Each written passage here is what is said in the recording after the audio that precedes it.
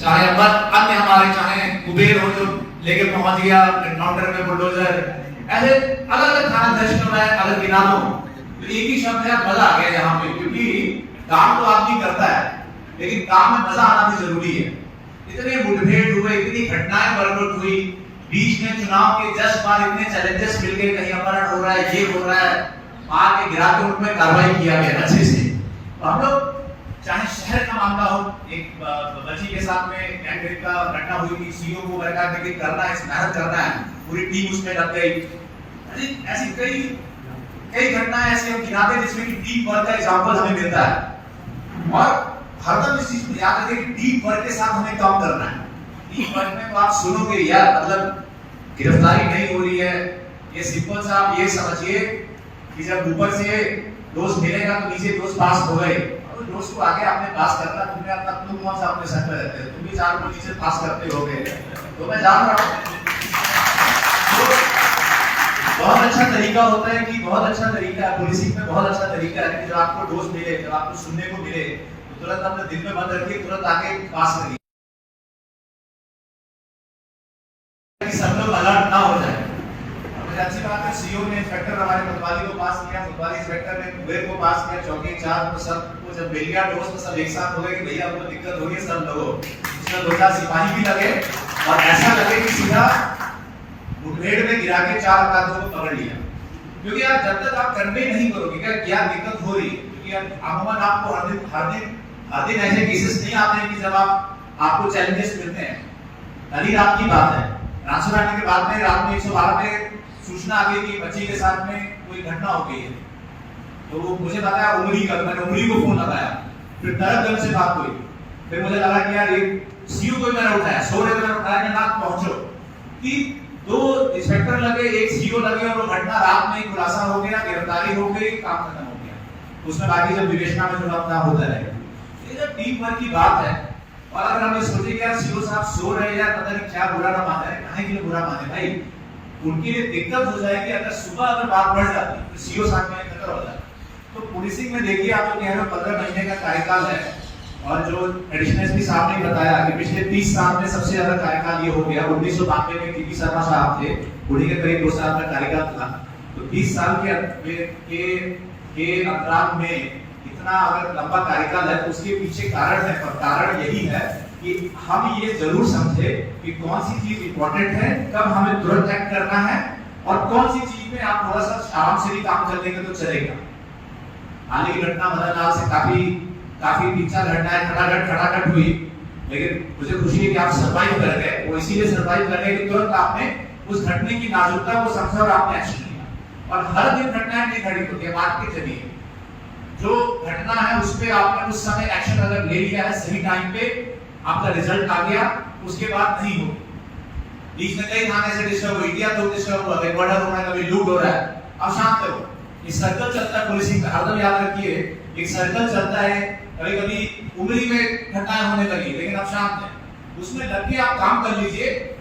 आप उसके बाद एक बार मैसेज चला गया कि भाई ये थाना प्रभारी है, चाहे चौकी इंचार्ज है, बहुत सख्त है, छोड़ेगा नहीं, कार्रवाई करेगा, फिर उसके बाद ज्यादा आपको दिक्कत भी नहीं होगी। आपको कभी पूछने भी नहीं जा रहा है, आप अपना नॉर्मल पुलिसिंग करते रहिए। मेरा बस यही सबको सीख रहेगा, मूल मंत्र है जो पुलिसिंग का, कि अर्जेंसी को समझिए, और ये नीचे से लेके माननीय मुख्यमंत्री जी तक का यही निर्देश है, वही चीजें हैं, उन्हीं का हम लोग अक्षरशः पालन करते हैं। जो माननीय मुख्यमंत्री जी बताते हैं, शासन के स्तर से हमारे सीनियर ऑफिसर्स बताते हैं तमाम मीटिंगों में, उनको मैं नीचे जस्ट पास करता हूँ। और एक बात ये मान के चलिए, अभी भी आने वाले दिनों में भी आप यहाँ रहिए, कहीं किसी भी जनपद में रहिए, ये बात जरूर मान के चलिए कि जिस जहाँ पे आप काम कर रहे हैं, सरकार की प्राथमिकताएं क्या है, माननीय मुख्यमंत्री जी की प्राथमिकताएं क्या है, उन प्राथमिकताओं के भीतर होगे तो आप सुनोगे जरूर। आपकी अपनी प्राथमिकताएं हो सकती है, लेकिन जो सीएम साहब की प्राथमिकताएं हैं, हमारे शासन की प्राथमिकताएं हैं, उसमें जब आप थोड़ा सा भी गड़बड़ होगा तो आपको सुनने को मिलेगा। और उसमें वो इसलिए कि आप अपने आप को करेक्ट करिए। मुझे खुशी है काफी लोग तुरंत करेक्ट करते हैं, जैसे महिला संबंधी अपराध है, उनके अपने फुल पेट्रोलिंग है, और बाकी जो 100 दिवस के कार्यक्रम थे आप लोगों ने किया, और ये कुछ बेसिक बातें थी जो मैंने ऑब्जर्व किया। इसके अलावा नए नए कीर्तिमान जनपद गोड्डा की जो हमारी पुलिस है, नए नए कीर्तिमान आप लोगों ने स्थापित किए हैं। चाहे गिरफ्तारी हो, यही जगह 250-300 लोग पकड़ के भेजे गए थे, वो भी एक विजुअल था ड्रोन से, जो पूरे जनपद स्तर, पूरे प्रदेश स्तर पे जो सराहा गया था। उसके बाद शराब पकड़ी गई ड्रोन के इस्तेमाल से, वो अपने आप में एक परीक्षण था। उस समय के नवाबगंज की टीम थी हमारी, उन्होंने अच्छा कार्य किया था। और उसी के अलावा अभी हाल फिलहाल में पूरा जो चाहे अग्निपथ का हो, चाहे नमाज के दौरान जो सतर्कता बरतनी थी, उन सभी में गोड्डा पुलिस ने एज अ टीम बहुत अच्छा कार्य किया। और ये बहुत जरूरी भी था, इसे बहुत जरूरी था, क्योंकि जैसे किसी ने भी कहा भी कि भाई काम आप करते हैं, चाहे आपकी पोस्टिंग है, चाहे थाने पे हो, चौकी पे हो, चाहे जिले की पोस्टिंग हो आपकी, एज सीओ हो, चाहे एसपी हो, लेकिन आप आज तो कल चले जाएंगे, लेकिन आपने क्या वहाँ कंट्रीब्यूट किया और क्या वहाँ पे आपकी मैसेजिंग रही, वो बहुत इंपॉर्टेंट है। और मेरा ये मानना है कि पुलिस की जो नौकरी है वो फील्ड की नौकरी है। अच्छा लगे बुरा लगे, और मैंने अगर वर्दी पहन लिया और मैं अगर फील्ड में नहीं उतरना, अगर मैं पुलिस में आ गया, चाहे एज आईपीएस के रूप में आया हूँ, चाहे सिपाही के रूप में आया हूँ, लेकिन अगर मैं सड़क पे नहीं दिख रहा हूँ और मैं फील्ड में नहीं निकल रहा हूँ, मेरा मानना है कि मेरा आने का कोई फायदा नहीं है, कोई फायदा नहीं है, मैं कुछ कंट्रीब्यूट नहीं कर रहा हूँ। और ये आप मान के चलिए कि आपको मेहनत उतनी ही करनी पड़ेगी। वो 12 घंटे से पहले आप ऑफिस में भी हो, 12 घंटे 8 घंटे से पहले 10 घंटे से पहले आप नहीं जा पाएंगे, तो क्यों ना यार फील्ड में उतर के पैदल दस कर लो, चोर पकड़ लो, या कोई गोवा कर लो, कुछ कार्य कर लो। तो ये कई लोग भूल जाते हैं कि पुलिस में भर्ती के लिए पुरुषों के लिए करीब 5 किलोमीटर की दौड़, महिलाओं के लिए 2.5 किलोमीटर की दौड़ होती है। वो अन्य विभागों से यही डिफरेंस हम में है कि फिजिकल फिटनेस और फिजिकल सुपेरियरिटी ढूंढा जाता है यहाँ पे। तो जब हमसे फिजिकल सुपेरियरिटी जब हमारे ट्रेनिंग का पार्ट है, हमारे इंडक्शन का पार्ट है, हमारे भर्ती का पार्ट है, तो कैसे हम नौकरी में आने के बाद उसको छोड़ते हैं, कैसे हम लोग पेट निकाल के घूमते रहे, कैसे अनफिट होके घूमते रहे। ठीक है, कोई प्रॉब्लम है, टाइम नहीं मिल रहा, अलग बात है, लेकिन जितना टाइम मिल रहा उसमें हम बना के रहे, यही हमारे पुलिस विभाग की, यही हमारे वर्दी की खूबसूरती है। इसको पहचानना बहुत जरूरी है। और कुछ आप ये कह सकते हो कि चूंकि मेरा बैकग्राउंड भी, मेरे फादर भी आर्मी में थे, तो मेरे में जो बात है वो मैं देखता हूँ, और मैं ये कोई भी मुझे मिल जाए, खासकर अगर नए भर्ती का चाहे वो सिपाही हो चाहे सब इंस्पेक्टर हो, अगर वो सख्त नहीं है, मेहनत नहीं कर रहा है, पसीना नहीं बहा रहा है, यहाँ तो मुझे देखते हैं कि ठाकुर साहब है करीब 60 साल के होने वाले, इनको मैं देख रहा हूँ कि परेड में दौड़ते हैं। ऐसे कई इंस्पेक्टर है, हमारी महिला थाने की, जब उनको मैं देखता हूँ हर परेड में हम दौड़ती है, वो दौड़ रहे हैं। ऐसे इन सबसे हमें भी मोटिवेशन मिलता है, हमें भी मोटिवेट, कई परेड में मैं दौड़ता हूँ, कई मैं ऑब्जर्व करता रहता हूँ कि कौन क्या कर रहा है, मुझे मालूम चलता है कि इतनी मेहनत कर रहे हैं। जब ये मेहनत कर रहा है तो नया सिपाही क्यों पीछे रहता है? क्योंकि खूबसूरती आप कितना भी मान लीजिए, आपकी खूबसूरती और आपकी पहचान आपके फिटनेस से, आपकी वर्दी से, आपके फील्ड में किए हुए कार्य से होता है। तो मेरा तो पहले जिले से, चाहे मैं डीएसपी था, चाहे मैं 7वें जिले में जा, ये मेरा एकदम पूरा क्लियर रहता है कि अगर आप पुलिस में आए हैं तो आपकी फिटनेस, मतलब एज के हिसाब से फिटनेस, अब ऑब्वियसली जो 25 साल का लड़का है वो 50 साल में ये अंतर रहेगा, लेकिन अपने एज के हिसाब से अपनी फिटनेस रखिए, अपनी वर्दी, अपना फील्ड में जितना भी कार्य को करते रहिए। ये जो चीजें हैं, जाके भी मैं छोटी गवर्नमेंट से, हमारे आगे साहब है, टमाटो ट्रेनिंग किए हुए हैं, तो अब वो चीजें हमसे नहीं छूटेगी। वो एक बार आप उस सर्कल में आ गए, उबेर से बात हो रही थी, 22-23 मिनट 5 किलोमीटर दौड़ लेता हूँ। अब एक बार आप उन चीजों में चले गए तो आप उनको नहीं छोड़ सकते हो। अब ये बात है कि आप थोड़ा सा उनको कम टाइम करके आप करिए, लेकिन जो आपको करना है, योगा करना है, आपको जिम करना है, दौड़ करना है, लेकिन भविष्य में चीजों को बनाए रखिए। और मेरे लिए सबसे बड़ी खुशी की बात है कि कोई भी व्यक्ति यहाँ पर अमूमन जो मैंने देखा है कि कोई भी व्यक्ति एज सच, कोई जो परेड में आ रहा है किसी बीमारी से ग्रसित हो, या किसी हार्ट के दर्द से अस्पताल में एडमिट हो रहे हैं, ऐसा देखने और सुनने को मेरे को अमूमन नहीं मिला। और ये कहीं ना कहीं ये कारण यही है कि जो एक तरीके से हम लोगों ने अपने फिटनेस वगैरह पे, या फिर अपने ऊपर टाइम दिया है। ये भी याद रखिए कि भाई आप पूरा समय पब्लिक को दे रहे हैं, जनता के लिए काम कर रहे हैं, अपने लिए क्या कर रहे हैं, तो अपने लिए भी जरूर अपने ध्यान देते रहिए, अपने, क्योंकि अपने परिवार के लिए, चाहे अपने माता पिता हो, आपके वाइफ हो, हस्बैंड हो, आपके बच्चे हो, इन सभी के लिए आप ही हैं। तो आप जब तक स्वस्थ हैं अपने कार्य को करते रहिए तो वो लोग भी खुश रहेंगे। तो अपने ऊपर जरूर आप लोग ध्यान दीजिए, ये मेरा जरूर मानना है कि इसको करते रहिए।